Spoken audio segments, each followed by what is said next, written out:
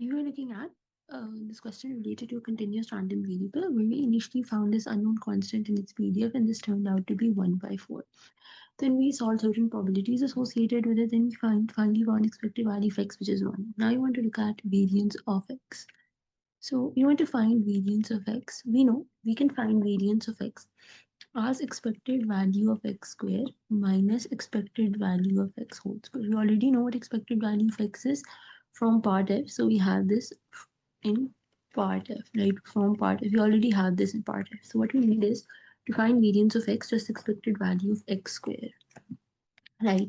So for expected value of x square, so we need expected value of x square. We need the expected value of function of a random variable. Now for this, let's recall that expected value of a function of a continuous random variable g of x is just the integral from minus infinity to infinity g of x times fx dx, right?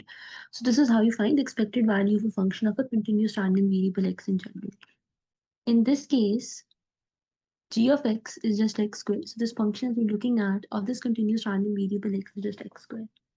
Right, so we can find expected value of x squared as just the integral from minus infinity to infinity x squared fx dx. Now, in general, the integral is from minus infinity to infinity, but in this case, we can write it as an integral from 0 to 2 because that's only where its PDF is non-zero, right?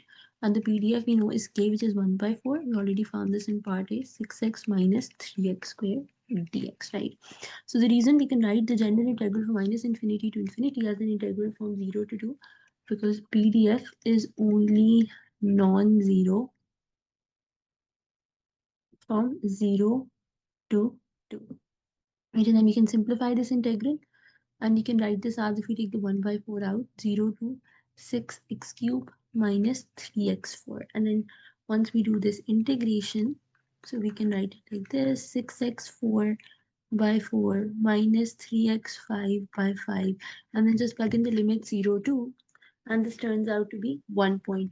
So in this way, we can find expected value of x squared.